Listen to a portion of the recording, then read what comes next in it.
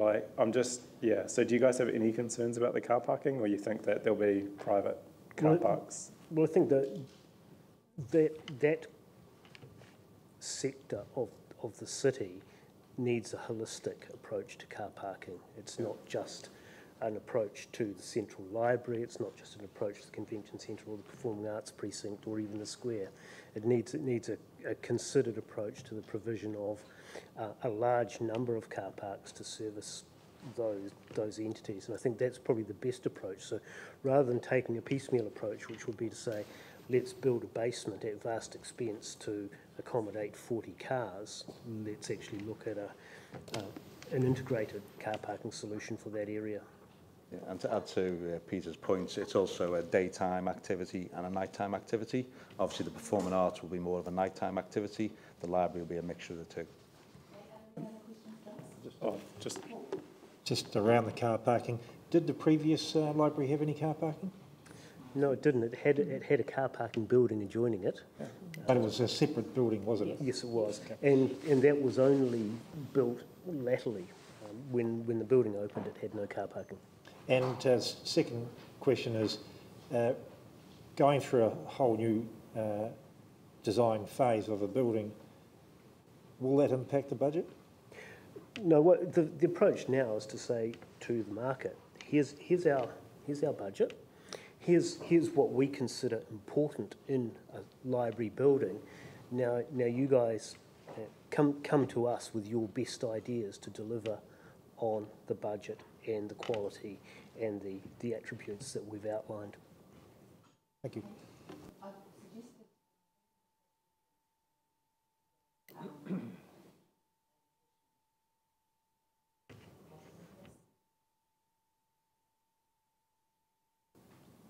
Should we be explicit about the 10 million philanthropic funding in this? On the funding of the project, particularly the $10 million of philanthropic funding. Is that okay?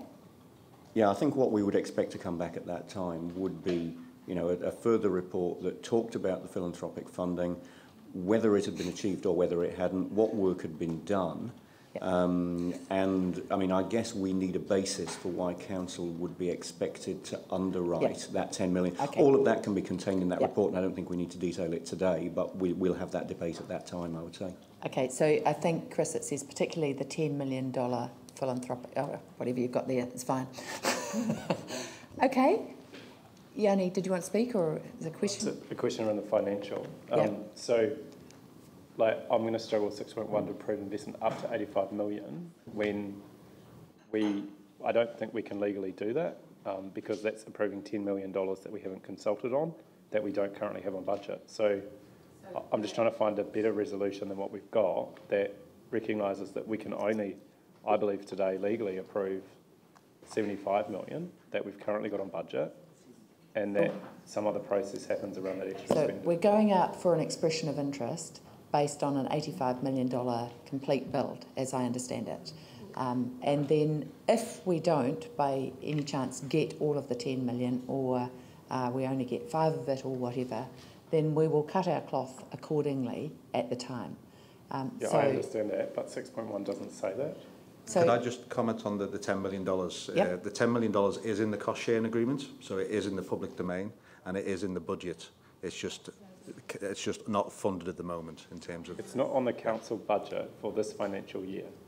So how much money is on the council budget for this financial year? Are we building this financial year? Well...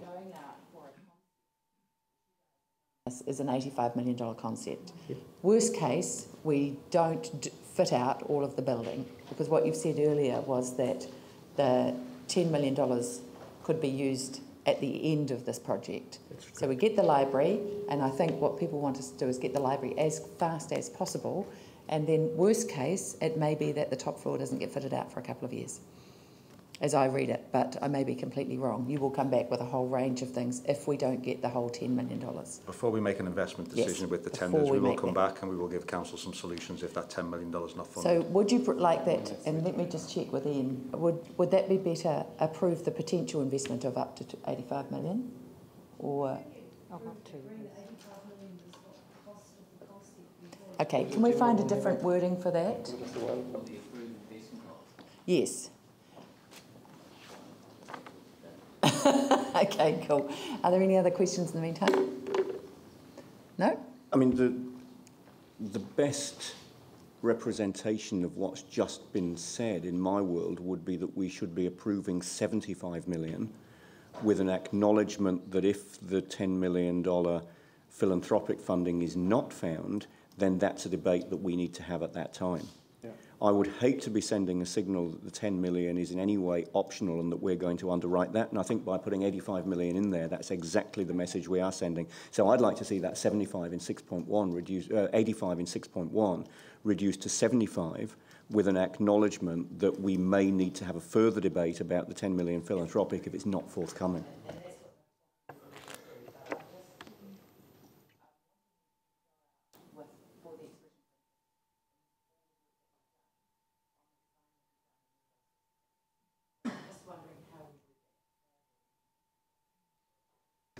Worthwhile. We've had some conversations with some community funders and so that we do believe, look, don't get me wrong, there is a risk around 10 million. Going out for philanthropic funding around a library is actually new. We've done it for sports facilities, which is, you would be aware of that, and then basically, but a library is a little bit of a new area.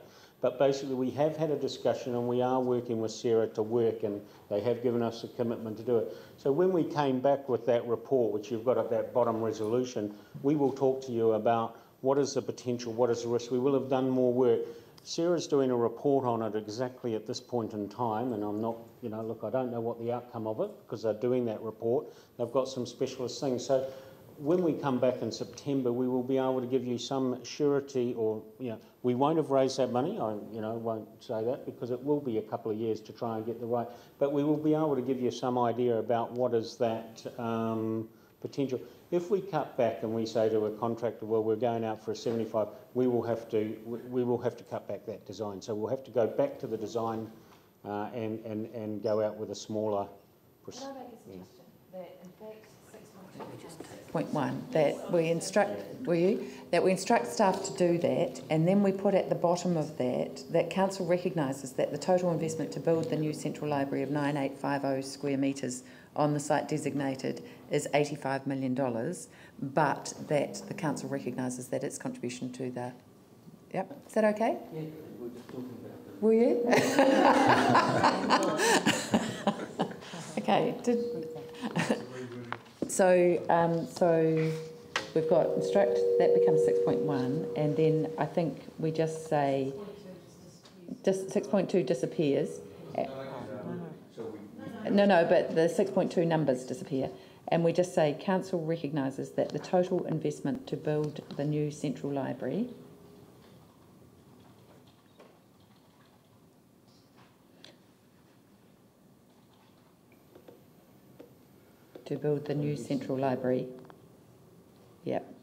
Yep, that's right, of approximately 989,000, whatever it is. So you've got most of it there actually, Chris, if you just cut out a few words.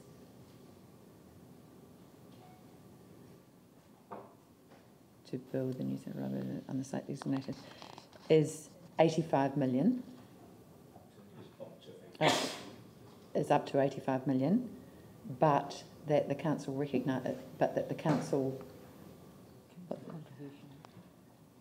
council's contribution to this project is currently 75 million, and that a report comes back to the council in September to provide updates on the funding of the project, including the philanthropic contribution. Is that okay? You need to be specific about approving the 75 million today. We've already got that in the budget, so we've already approved it. Yeah. Is that okay? Sorry, it's going around in a wee bit of a circle. Is everybody, can I just get that clarified, Glenn, first? Is everyone okay with that? Yep. The total cost, okay. Yep. Just checking with Dave and Ian and everyone if they're okay with that. Yeah? You're living with that? Oh, Ian's disappeared. Oh, no.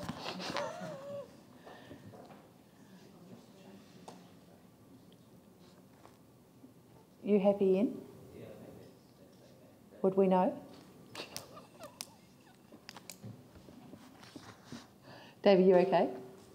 Yeah, basically right. We believe we've got to make a commitment to try and get that 10 million to make the project. Yeah. Okay, and And just for Yanni's point, Council recognises that the total cost, just change investment to cost, Chris. Yeah. Okay, are we good? Glenn.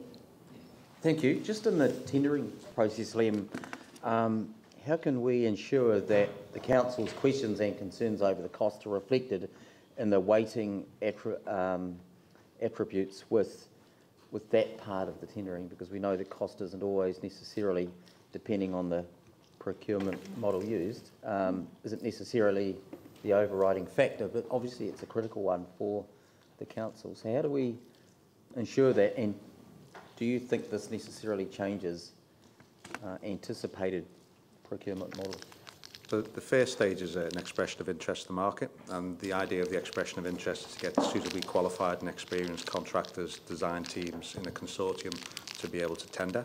So that's the first process. We then go between 3 and 5 consortiums to go to a tender process. That tender process will have a mix of attributes, some price, some quality, some other attributes, but they will all be suitably qualified to undertake that project. So we'll signal to the market as part of that marketing scheme. The high-level part of that marketing scheme will be part of the tender documentation, and we will work that through with our design team and QSs and qualified staff. So if I, so that the actual costing, I know we don't want it to necessarily override, but it is an important part for the council that will be signalled quite strongly as a. Yep. I think it's been signalled quite strongly today, but there is an option in our tender documentation, which we haven't agreed as yet, but there's an option to give the market the price that we believe that the building is, and therefore any prices above that wouldn't be accepted. So if we wanted to go that way, we could do, but I think the project team should look at that first before we decide that.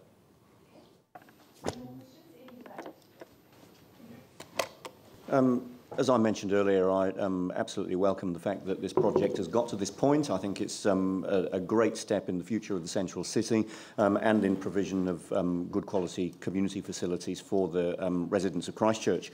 In the current context, obviously, I'm concerned, as I noted, about the escalation in cost from the 60 million in the cost share agreement, the additional 15 million additional funding from the Carpe Diem or the Betterment Fund, and then today the additional 10 million proposed in the original resolution.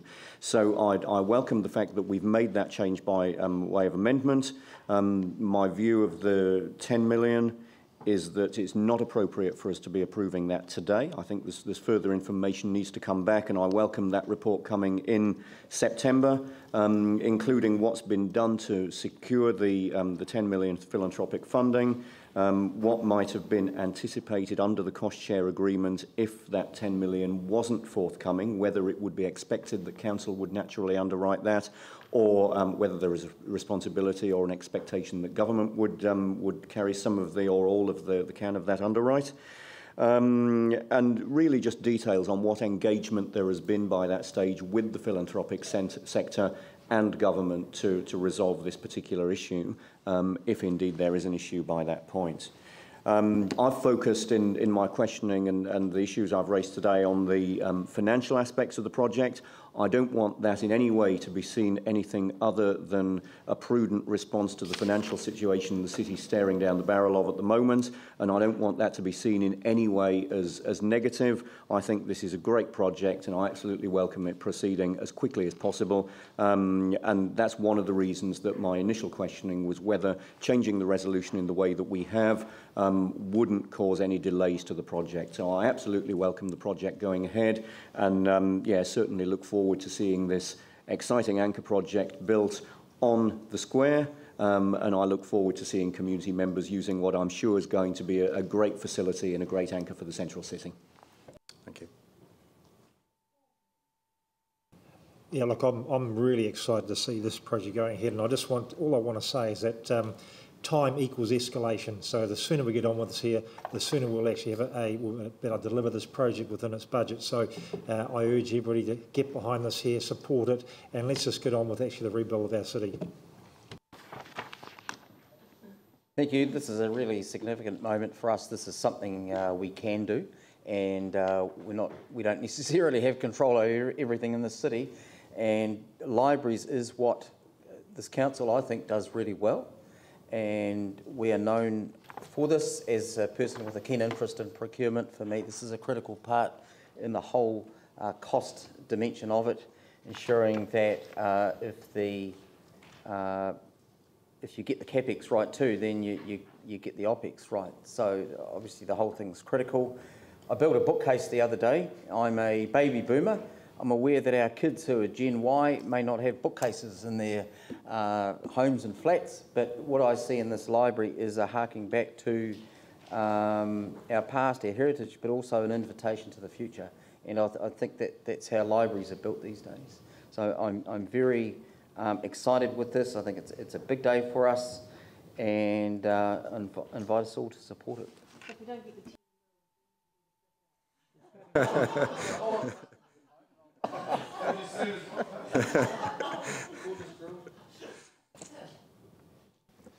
Thank you. I'm actually really excited by the design. I like it. I know it's a concept, but I think it's really, really cool. I think that, you know, we've seen a few black boxes built, but this is absolutely wonderful. And I was really surprised about the connections with Aoraki, etc. Way beyond my brain, but, you know, like I just would have built something different in that sense.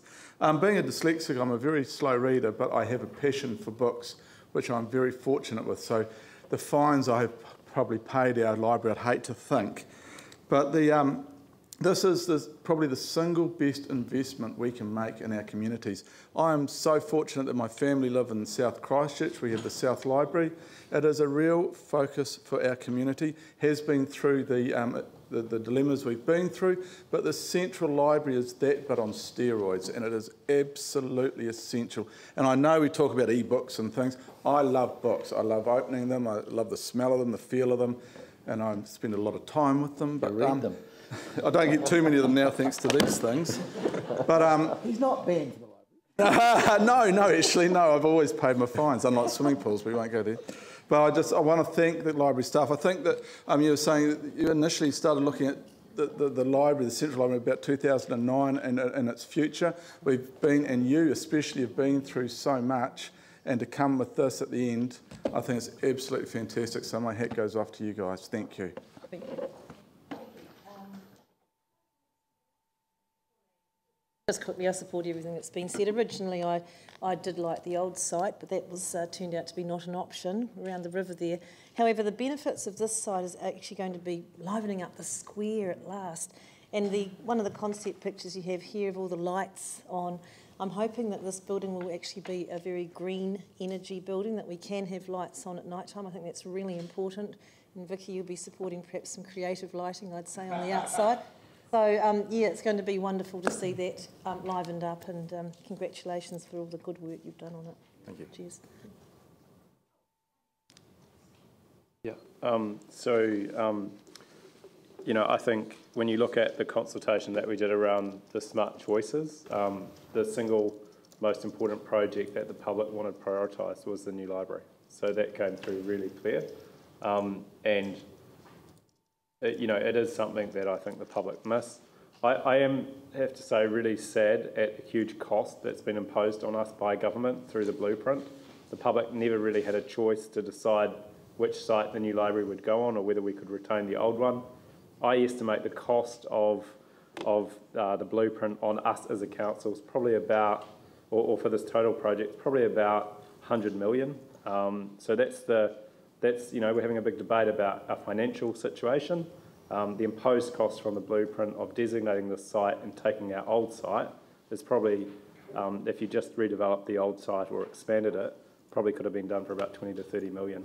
So the total cost of this project is probably getting up to about 130 with land and all the other issues. So, you know, this is a cost imposed on us by government, but I think we need to go ahead and build it because it is a project that people want us to do. I do think we need to spend a lot of time thinking about car parking and access. I note that, you know, in some of these diagrams, it looks like there's no cars going through Cathedral Square, and it may be that we just get rid of traffic from Cathedral Square, but we need to start thinking about how all these pieces are fitting together and how people get access, because I think the worst thing we could do is build a new building that people really struggle to come in. And if you think of library books being quite heavy, this is quite a long way away from the bus interchange, which is, you know, again, a lost opportunity probably to have some synergy between the two. I always thought it would have been a good idea, but I'm happy for us to get on and get this done, given that we're really constrained by the blueprint, and that is a project that people really want. I'll just finally comment on the design. You know, I'm not personally sold on this design, but I appreciate that many different people will have different views, and that's always the nature of anything that gets designed. I am heartened that if we do get quite a strong backlash to what's being proposed, that we do have time to look at and revisit some elements of it, because I think it's really important that the public do buy into what we're building in the city, and they do buy into these bigger civic projects that get built, because they will become landmarks, will become part of our identity going forward. And I think the worst thing we could do is have things that don't have a kind of general consensus, accepting that not everyone will agree. But you know, we have seen a lot of. I go up and down Barbados Street with no urban design controls, and look at some of the buildings that are getting built there, and it really breaks my heart.